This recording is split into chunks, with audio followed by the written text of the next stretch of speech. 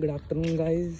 ਤਾਂ ਅੱਜ ਅਸੀਂ ਬਲੌਗ ਸਟਾਰਟ ਕਰਨ ਲੱਗੇ ਹਾਂ ਅਤੇ ਆ ਸਾਡਾ ਪਹਿਲਾ ਬਲੌਗ ਹੋਣ ਵਾਲਾ ਅਤੇ ਪਲੀਜ਼ ਸਪੋਰਟ ਦਿਖਾਇਓ। ਅਤੇ ਅੱਜ ਅਸੀਂ ਪਾਵਾਂਗੇ 4 ਅਤੇ ਇੱਕ ਹੋਰ ਕੰਮ ਹੋ ਗਿਆ, ਕੰਪਿਊਟਰ ਦਾ ਪਾਈਪਾਂ ਨਹੀਂ ਪੈ ਰਹੀਆਂ,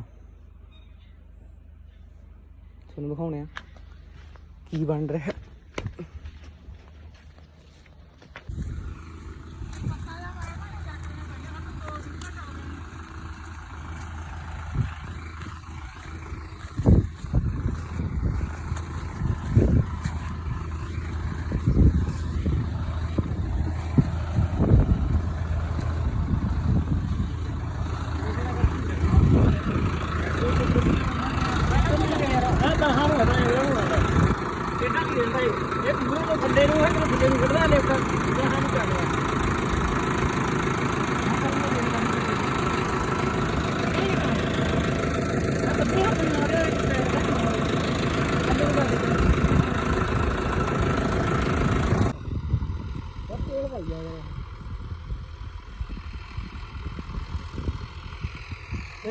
ਦੋ ਬੰਦਾ